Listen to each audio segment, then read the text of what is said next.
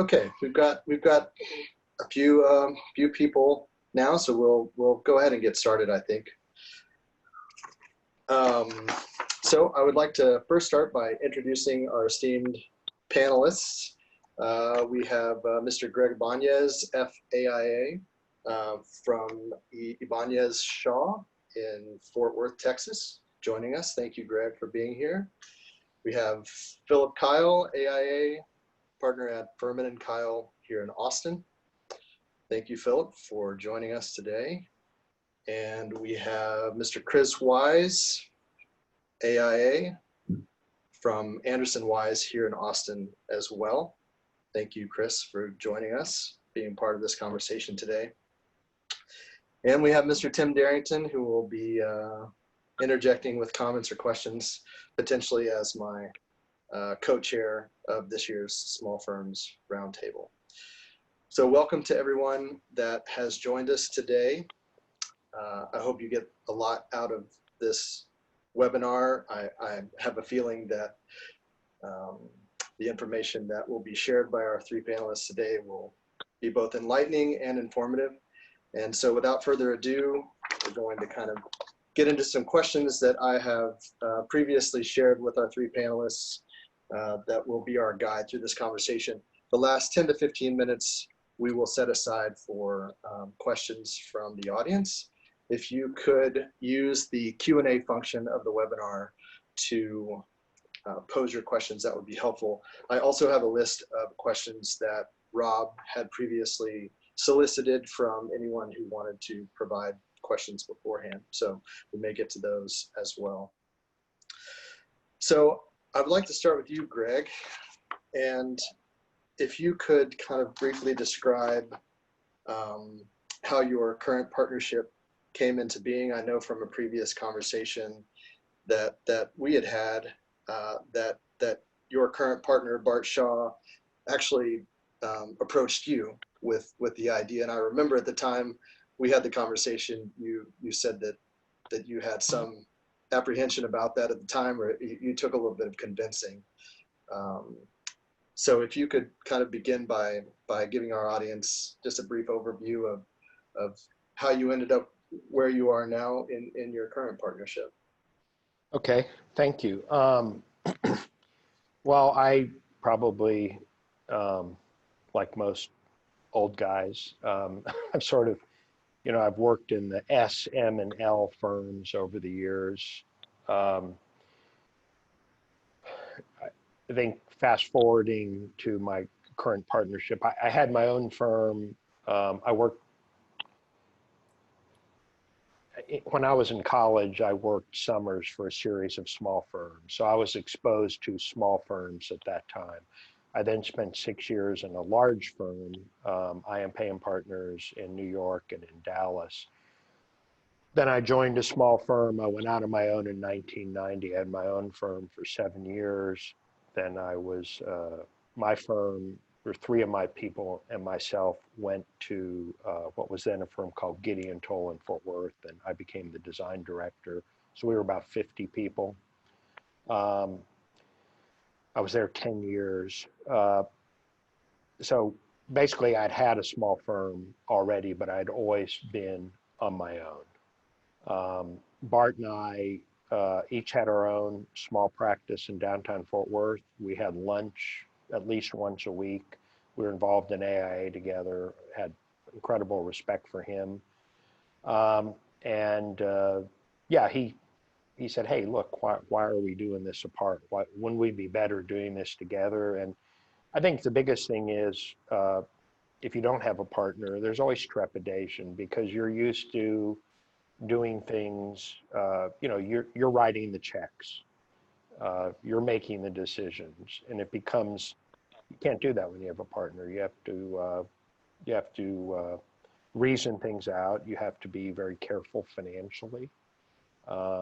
So yeah, that's a natural trepidation, but it's worked out wonderfully. It's been fantastic. So I would say it was a good. My concerns were not confirmed by the reality. Okay, well, that's good to hear. Philip, can you give us a little bit of a background on how you teamed up with Gary Furman, and maybe kind of rolled into your answer, if you could talk about the circumstances around, which you both, started to talk about a partnership, maybe some of the benefits that you saw at the time to the partnership, or the potential partnership, and maybe even some of the apprehensions that you may have had, during those conversations as well. Sure.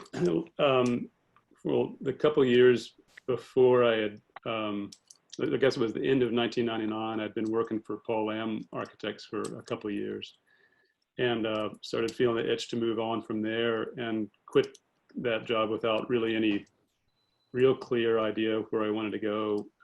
Sort of cast my fishing net pretty wide, and ended up, I knew Gary through a colleague that I had worked with at another office, and knew of his work for sure. He had just started, putting homes on the Homes Tour, had made a name for himself as a residential architect. And he had also worked, not at the same time as me, but he had worked with Paul Lamb back when Paul Lamb and Mel Lawrence were a partnership. And so I think there was some familiarity in our kind of mutual DNA through that kind of custom residential world. And so I interviewed with Gary and ended up taking a job there, first part-time at the very end of '99, and then realized, yeah, this feels really good. So at the beginning of 2000, came on as an employee at Gary Furman Architects, and really just kind of tucked into that and started working on houses as an employee of Gary. Several years in, really realized that we worked well together.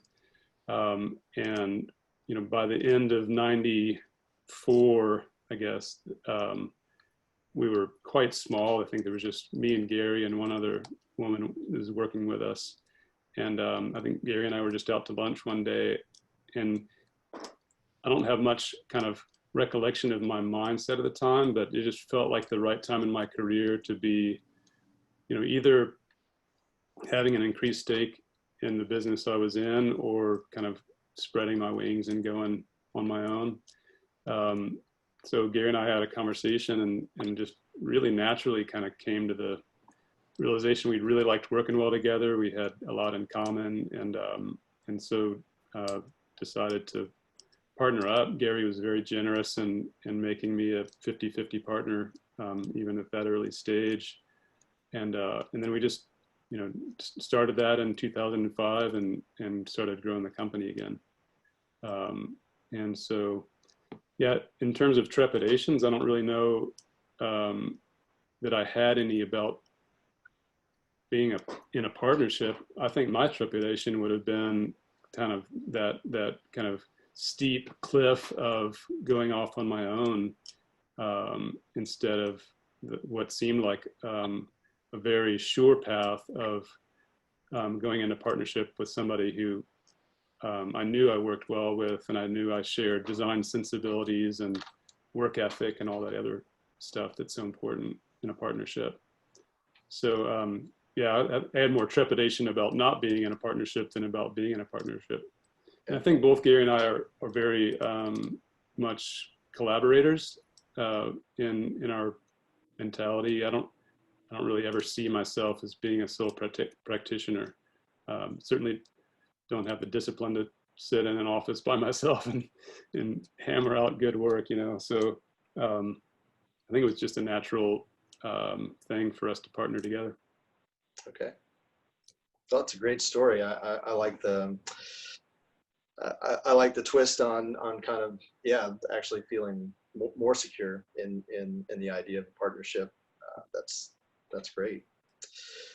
Okay, I'll put the same question to you, Chris. If you could tell us a little bit about how you and Arthur got together, and a little bit about the birth of Ansdersson Wise. Sure. Thank you. So Ansdersson Wise was born out of another project, which was Arthur moved to Austin to start a business with Charles Moore, who had taken a chair at UT. And that happened kind of in the mid 80s, which I was going to University of Texas at the time, getting my architecture degree. I got into architecture because I love drawing. So I started working for architects when I was in high school during summers. And so always tried to keep a foot in the practitioner door as well as being in school. So while I was in school, I got connected through a friend of mine named Steve Dvorak with Arthur and Charles, and started building models in the summer. That's how I met Arthur originally. Fast forward, other things in life happened. I went to graduate school. I moved away from Austin for a few years. I was gone between about 1990 and 1995. And Charles Moore passed away in 1993. I had kept in touch with Arthur and with Steve. And, the question at that time, Charles was a big name. And so there was lots of, Charles is gone, the firm's gone. There was this kind of perception that, our question about whether it could keep going. And at that point, it was kind of I don't know that it was a formal invitation, but it was, well, hey, why don't you come back to Austin? We're going to keep going on this thing and see what happens. So I did that. I came back. I worked for Moore Ansdersson for about 5 years. And, it was I don't really know that I can't pinpoint a conversation or a moment in time where we said, let's create a new partnership or create a partnership. We work well together. We're collaborative. We have counterbalancing skill sets. And it became a natural conversation. And a lot of it had to do with, well, what do you keep carrying on Dr. Moore's name or not? It was an interesting situation for us. Charles Moore had multiple firms. There's a firm in Los Angeles still called Moore Udell. So there was always confusion of who are we? Who are you guys? Are you an offshoot of Centerbrook, an offshoot of NRY? It's neither. So it was always this complicated story attached to that. And so time evolved. I got more involved in the firm, and it just became a natural transition to Anderson Wise. We're a small firm. We've always been 10 to 20 people, design, focused. What do I mean by that? We probably spend too much time designing things rather than thinking about the business of things, but that's okay. Trepidations, I didn't have any trepidations. I was just all in. I love what I do. So I was just, I probably should have had trepidations. There's lots of things that have been learned along the way about how a firm runs and how to practice and how to make the payroll, all those kinds of fun things. But I'm kind of the analytical person in the firm. Arthur's sort of more intuitive and conceptual. So, I would grab those kinds of things and just, learn. It was interesting to learn how to run a firm. How do you make all this stuff happen? I would sort of fill the spots that he couldn't fill. And, it takes a lot of people to run a practice. It's not just the principals or the partners. One of the hardest things I find is delegating, right? How do I not hoard it all to myself? And, I've got a team that's as eager as I was. How do I share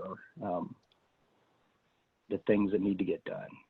I'm off your top, but No, that's great. Hopefully. That's great. I mean, I think that's still poignant in terms of this conversation relative to, you know, people that would partner, but then obviously also understand it takes a village, and there are other people, as you say, that are just as eager to kind of take on some of those responsibilities, if you can let them. So I think that's great.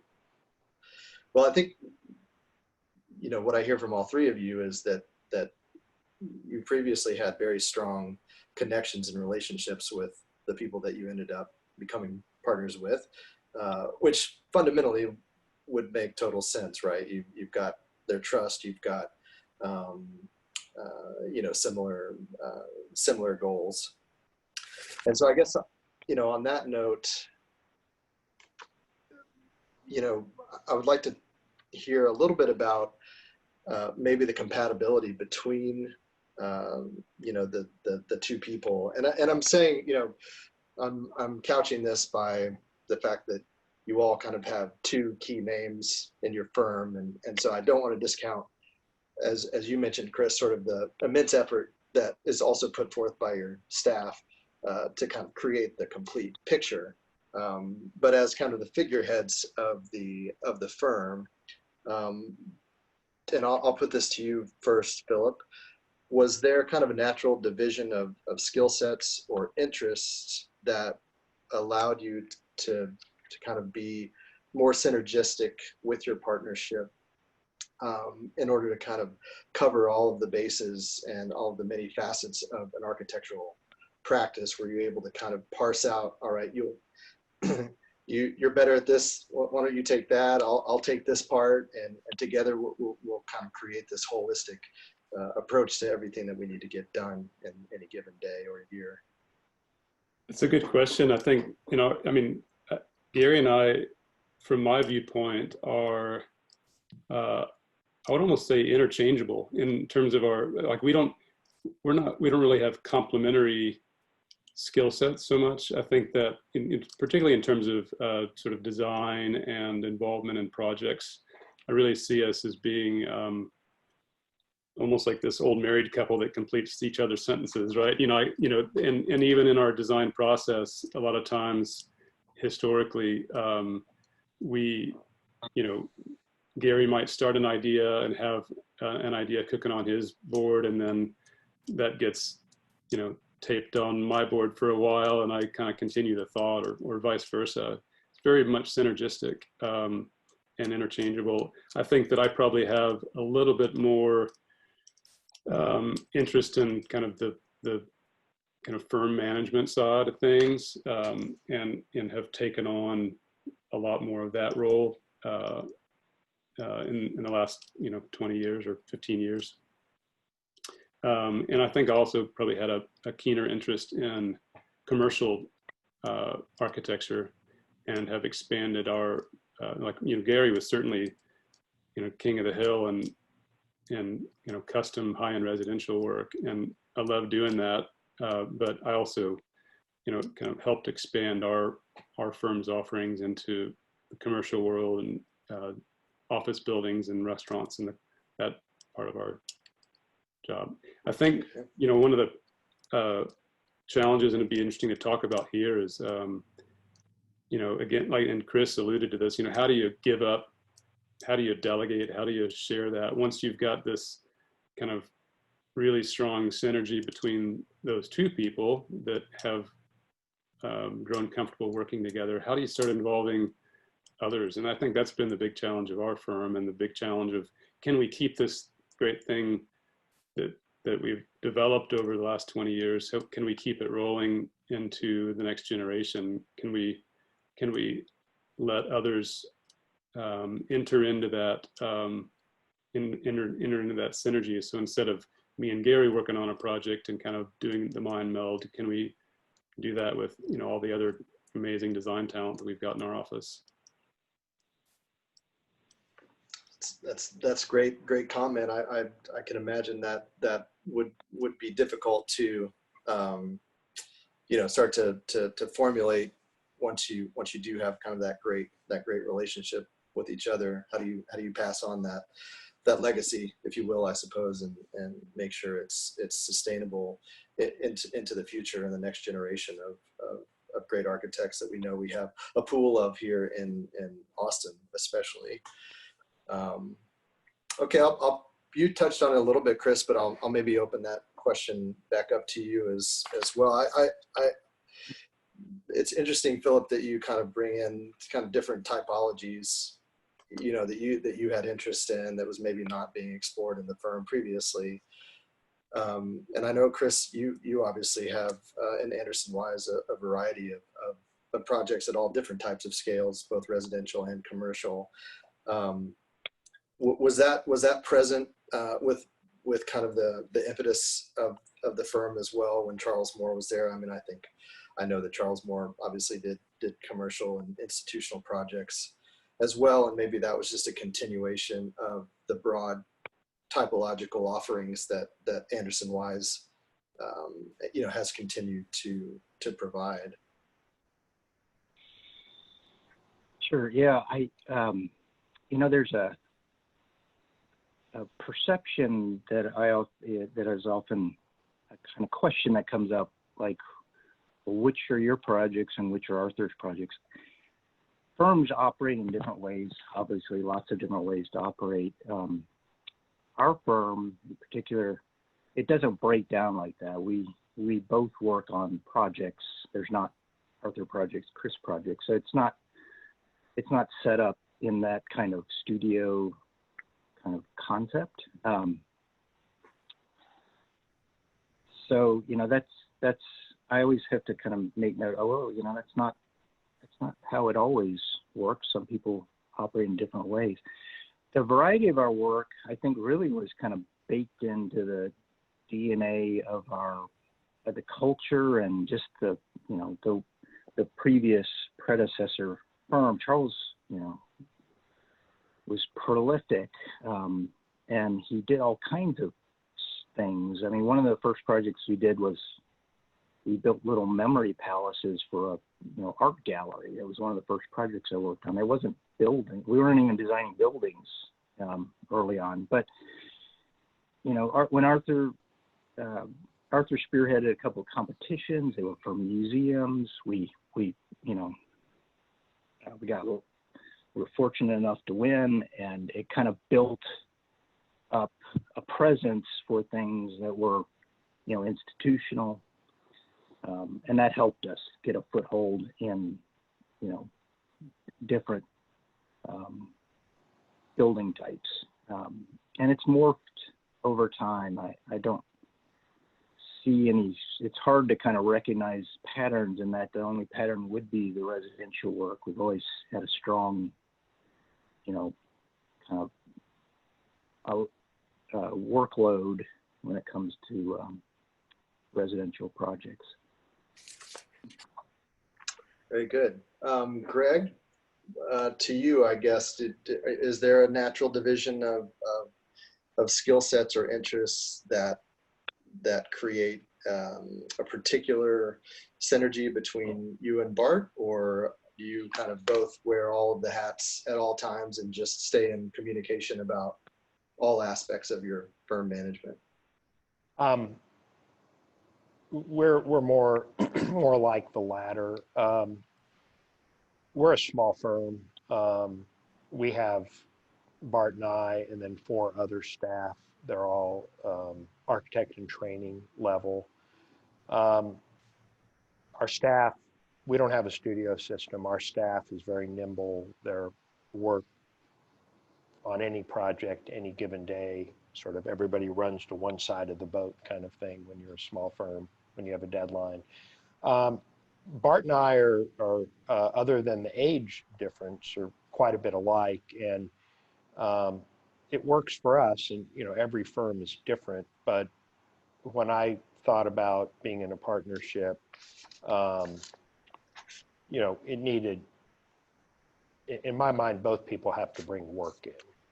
You have to. We're not big enough where, you know, one person's mark. Now that works for some people, but not for us.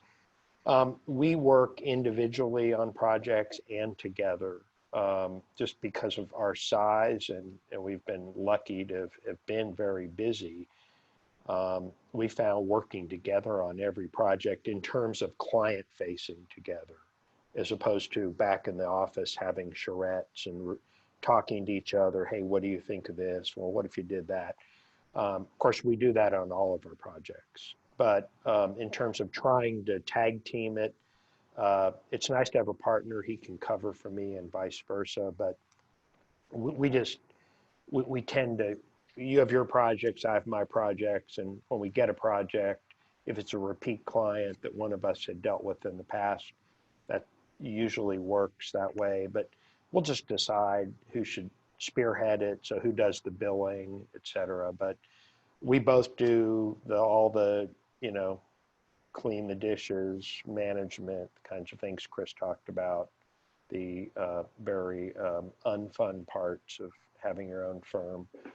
But, I'm doing what I love to do. The benefit of having a small firm and being a principal in a firm is ideally you get to do the things you really love, like Chris talked about. That's the great part, and not dealing with, office politics and, things like that, there's benefits to being in a big firm, obviously, but there's benefits to not. So Bart and I we're both design oriented. We do everything. We know how to build. We're both on site. It's worked well for us. Great. Well, you touched on another question I had, and I'll start with you on this one, Chris. But in your partnership, are both partners kind of charged with bringing in work to the firm, and are you both kind of actively out hustling work, to bring in projects for the firm? Yeah, I hate this question. I mean, at this point, maybe all the work comes to you, No, it's just kind of sit back and let it. We talk about this often. I don't know that we hustle enough, but it's evenly delegated, and if it has intention behind it. But actually, I also try to engender it on down to the staff too, right? The idea, like, the partners are out getting the work so everybody else can do it. It's a model that I find a bit uninspiring, and bit of a cutout. So I think it's ideally more supple than that, and everybody's doing their part, and we've built a little internal team to help identify the work, track it, identify it, decide whether it's good for us, and then we'll have a kind of go, no-go conversation about it, so that it's not just Arthur and Chris going, is this what we ought to do? It's a little bit of a process. So I think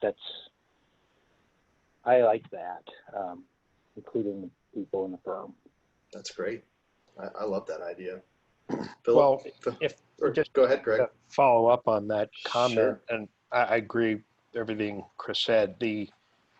I had someone say to me years back that was a product of a large acronym firm that will go unnamed, that everybody should be compensated in proportion to the amount of work they bring in. He was talking about partners. And I said, well, wait a minute. We've got this guy who's a guru at detailing. I mean, we have a guy in the office he drew these flashing axonometrics that were just beautiful. And for all these difficult roof intersections. I say, if the roof leaks, that client, we don't get another job from that client.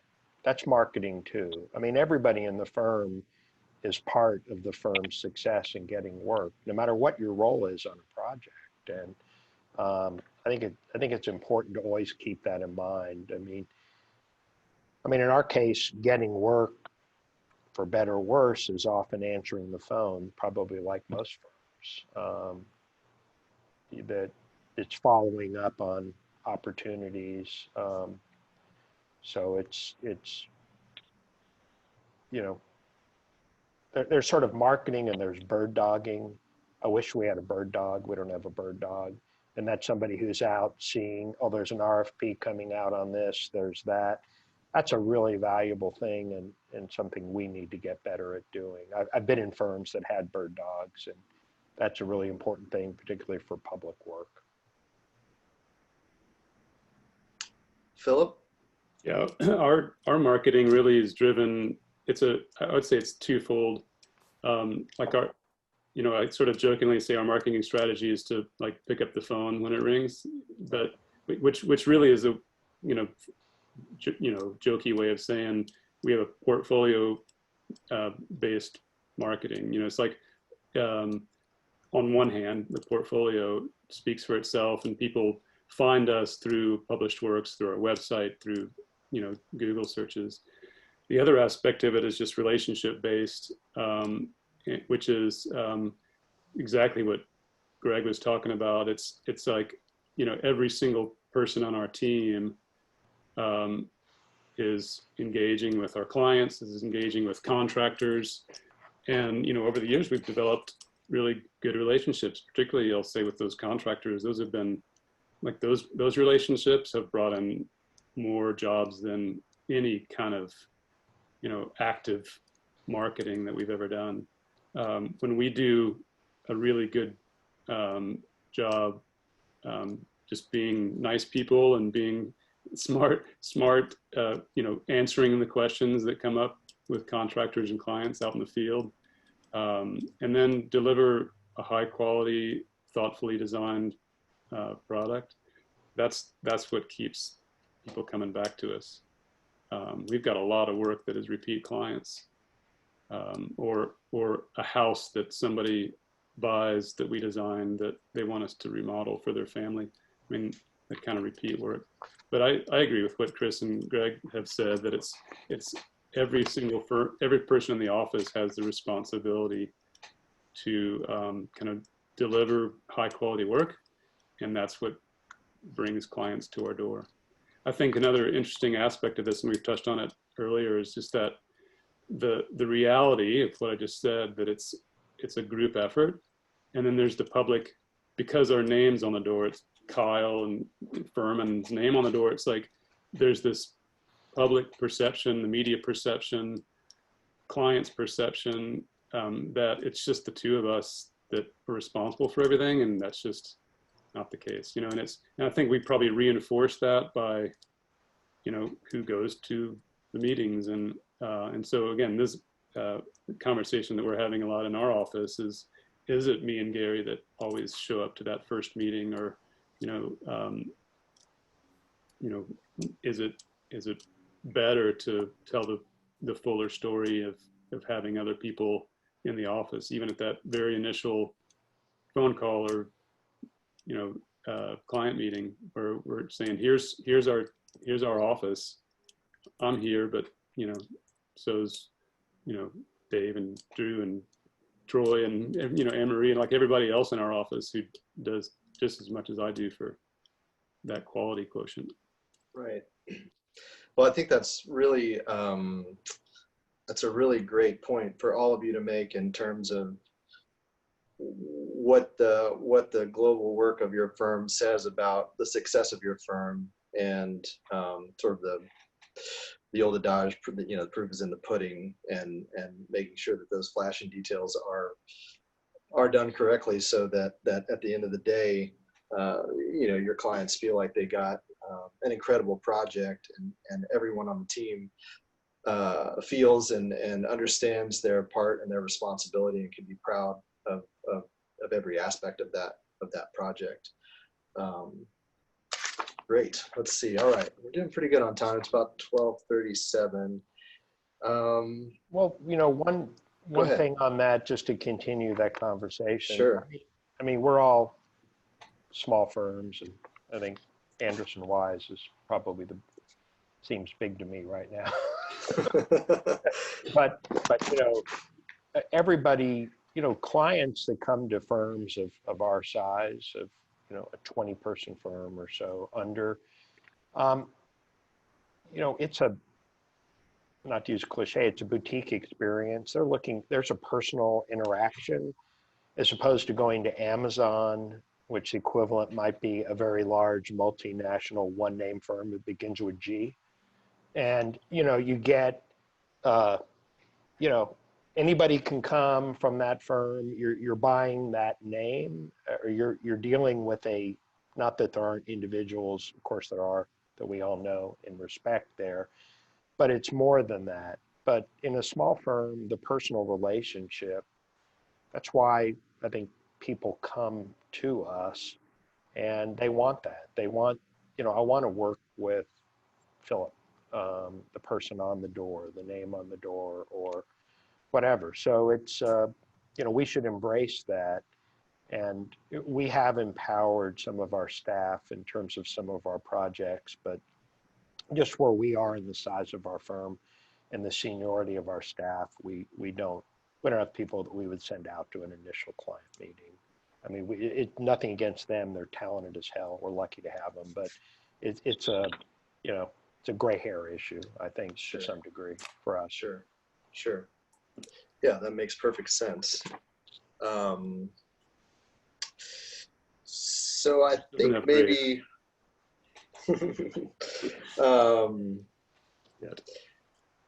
I want to touch on this just because I think it's a more ethereal type question, and I think in your own ways throughout our conversation thus far, you probably touched on this a little bit, but just the idea of, and maybe you put it best here, Philip, when you were kind of explaining your initial trepidation was more about going out on your own than it was, joining up with a very talented architect that you already had a synergy with, and could easily see kind of the continuation of that relationship into its next phase.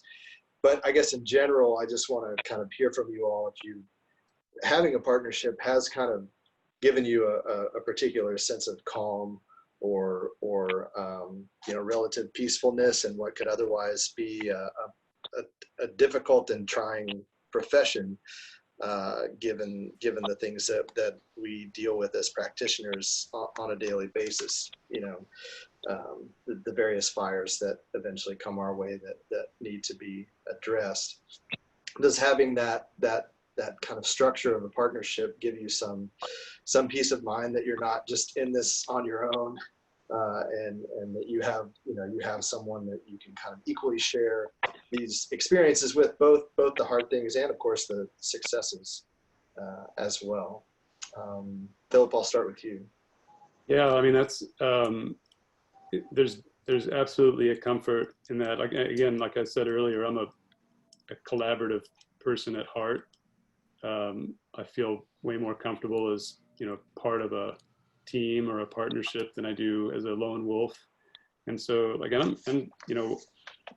I'm facing this, our firm is facing this right now, as Gary's 10 years older than I am, and rightfully so, he's kind of got his eye on what's next for him. So he's starting to tap the brakes a little bit, and our firm is talking about struggling questioning, like what's our future? Is it so this something, and just again, this is my personal feelings about this, shed light on that question, and that my trepidation now is like, oh man, can I do this without Gary? Right? He's been that rock for me for the past 20 years that I've been working for him and with him. And so, in my heart, I know that we can. I know that Gary and I could both walk out the door, and our staff could carry on doing really good architecture. I just know that. Does that make it emotionally easy to face a future without that partner that you've had for a long time? No, it doesn't. And so, there's so much wrapped up in that question that, of course, to me, it's a great comfort knowing that if something happened to me, or if even I just go on vacation, Matt, remember back when we used to go on vacation? You know, I just know that I can walk away and literally not think about the firm for 2 weeks because there's somebody incredibly competent at the helm and a great team to back him up. So I right now have got great comfort knowing that I've got the good team, but it's honestly a scary proposition to carry on post Gary, but we'll figure it out. Okay, great answer. Chris, what about you? Yeah, I like Philip's answer, and Yeah. I similarly prefer, you know, working with somebody else, whatever project it is that I'm doing, and it's always been that way in architecture. Even if I think back to school, I think my most successful projects were when I was working with somebody. I don't, you know, I never feel quite comfortable out on an island and not have anybody to kind of course correct or critique or, you know, give guidance. So that, I don't know if I've ever really thought about it in terms of the word comfort, but I guess it is a comfort. I mean, there's another edge to it, which is it's also commitment, and commitment's bringing responsibility, and there's always this kind of it's not like having a job where I can go, okay, well, you know what, I don't want to live in Austin anymore. I'm moving in a month. I can't make decisions like that because I've got responsibility. So, you know, that's an important thing to factor in when you're thinking about partnering with somebody. You know, you're making a serious commitment to somebody if you are trying to really make a run at it. That's a great point. Thank you for bringing that up. Greg? Well, it's I think the, you know, sort of the marriage analogy is at least conceptually has some bearing on that. I mean, I find it's just great to have somebody to talk to about a scheme, a project, a movie, you know, whatever, bounce ideas off of. I mean, it's that I find, I would say that's a comfort, as opposed to when you're on your own, you're kind of alone with it. It's nice to have someone tell you, you know, give you honest critique. Sure. You know, I would just echo what everyone else said. I think the whole idea of firm succession is that's a separate webinar.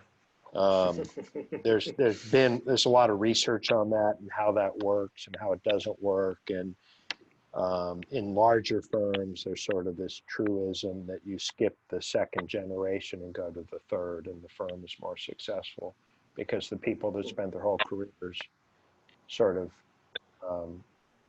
not, you know, they've had the benefit of not having to make some of those decisions. Maybe, I don't know, that's such a gross generalization. I can think of plenty of examples where it isn't true, but, you know, most firms don't successfully transition ownership. It's a very small percentage, particularly of small firms, typically because the principal waits too long to start the process, and they don't give the firm a chance. You can't, I mean, any of us, our project timelines are, you know, 1 to 6 years on some projects. You can't just say, oh, okay, you're going to take over the firm next year. There's quite a ramp up to do that. And I would say anybody who's thinking about that, there's a lot of things written about that, about how to do that, but it's challenging for firms to do that for sure. Okay. All right, we've got just about 12 minutes left, so I want to kind of review some of the questions that came in from some of our participants. here a little bit earlier through the AIA. Greg, I'll pose this one to you. If you do find yourself in conflict with your partner, what are ways in which you've successfully resolved those conflicts? Well, I haven't had that problem, but I would say that you have to have a really good partnership agreement. Yes, I mean, some of the questions you sent out, yeah, of course you need a lawyer. I mean, you need to find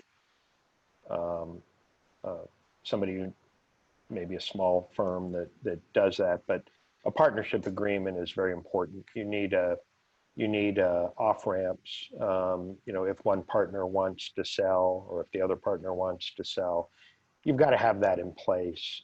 Nobody walks into a relationship expecting it not to end well, but is somebody says, maybe I don't want to live here anymore, I want to move, or my spouse is moving, I need to move.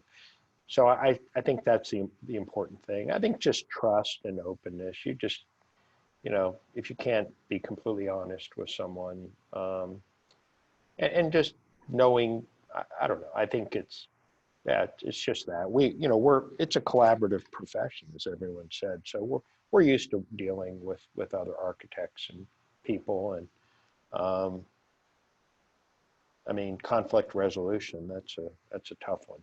So. Sure, Philip. Any thoughts on that? Have you had any?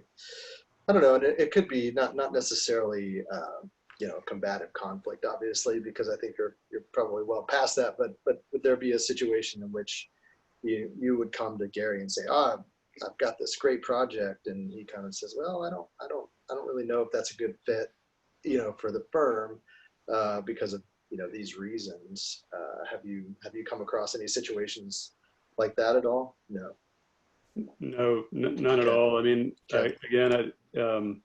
maybe part of it was having worked together for 5 years before we even started to be partners, and then we just, again, I think we just trust each other like you trust your spouse. I mean, it's all these marriage analogies are in some ways comforting, in some ways troubling. It's like the firm succession is essentially, when you take that analogy out, they're like, okay, let's plan on getting divorced in 8 years. Let's just start talking about how that happens and who my next wife's going to be.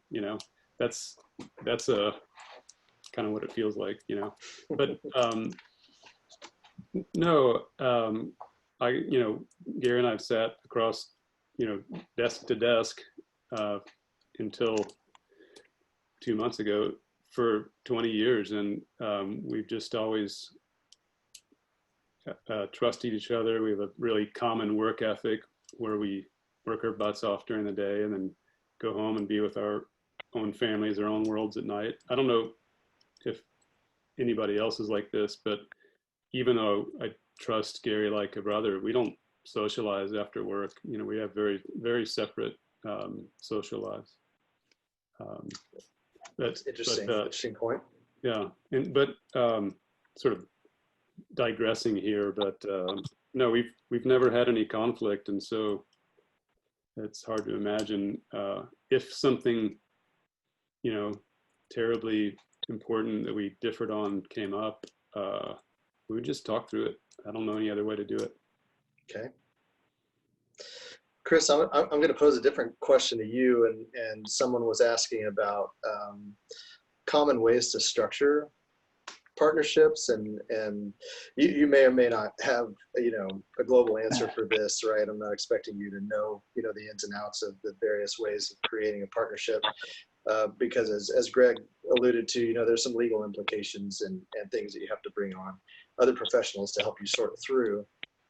But given that you kind of had a history of a firm that sort of had transitions from partnerships to other partners, can you, or are you willing to speak a little bit about, and it could just be the structure of your own firm to some degree, not necessarily an overview of the different types. Sure. Yeah, I wouldn't be one to speak to the overview of different types. Okay. But I can tell you, our, we just inherited the structure that was before us, which is an S corp. So it's a pass-through corporation. It's good model for small businesses as an LLC is, right? It's a layer between the firm and the individual. So that these are individual decisions, and you can't say that one applies in another situation necessarily. When we did it, we specifically got an attorney who happened to be a client too, to help us through that process, make sure we're asking the right questions, understanding, is the structure right for what we're trying to do, and do we have, the kind of protections in place that you want to have so that you're not exposing yourself, unduly as an individual. Those Sure. are the questions to ask yourself, if you're starting this, you don't want to just go, I think, set up the business with the state of Texas and start working. You want to make sure you ask the right questions. Am I doing this the right way?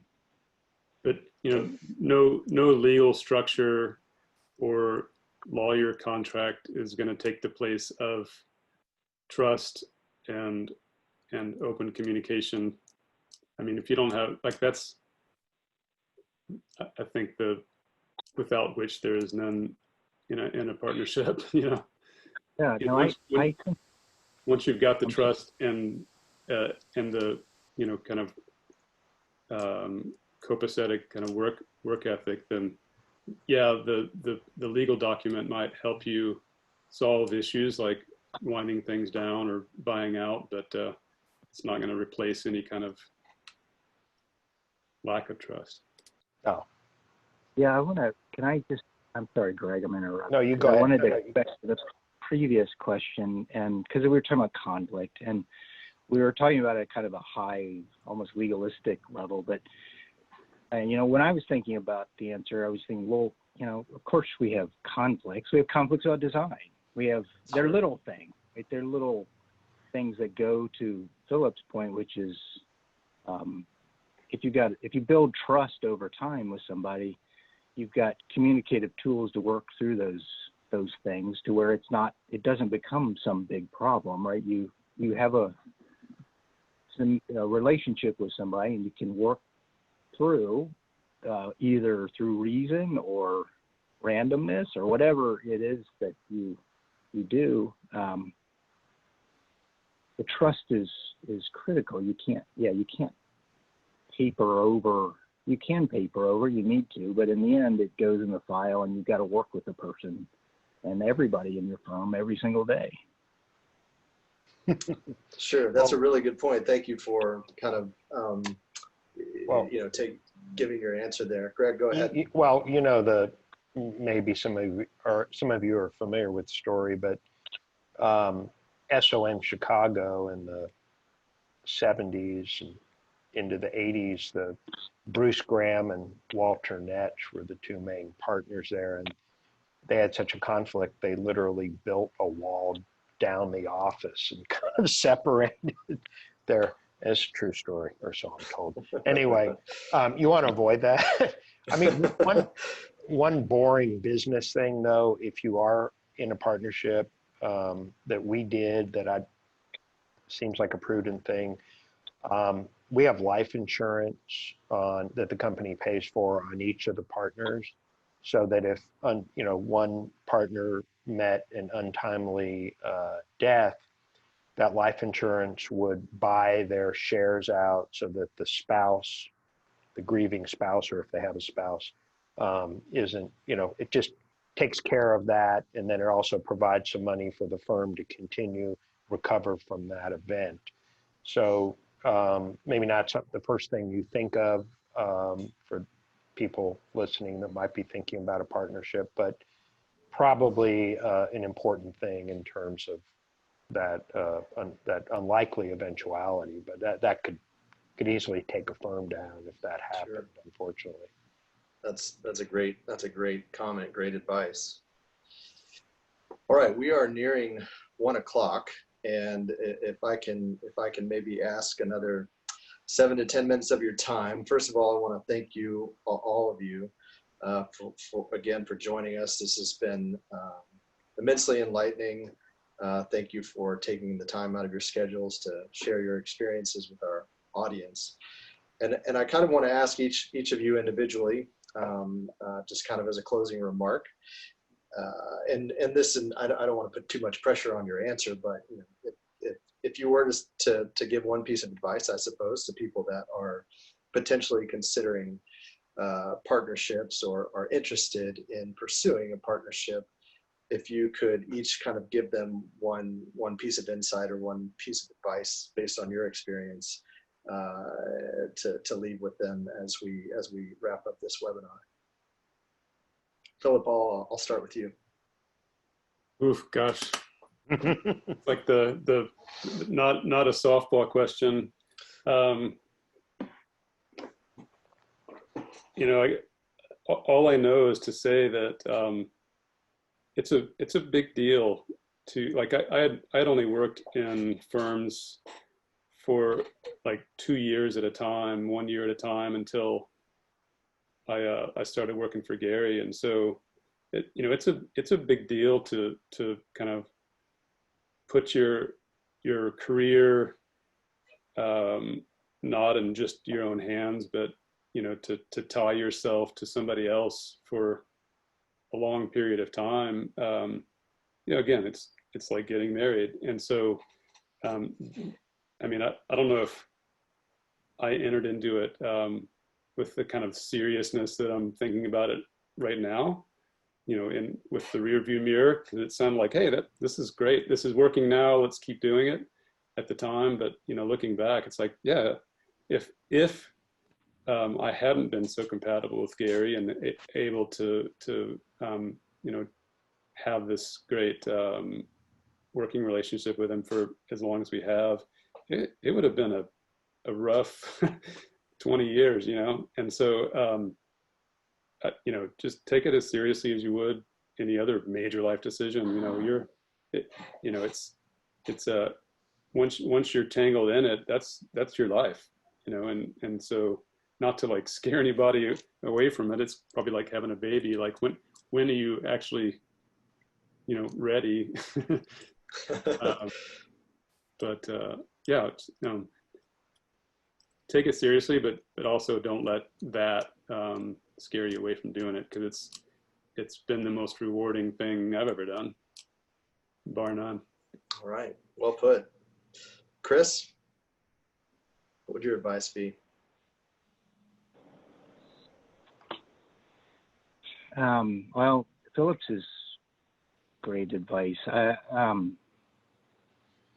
Yeah, make sure you want, I don't know. I mean, I don't want to ever discourage anybody's enthusiasm about architecture, you know, being architect.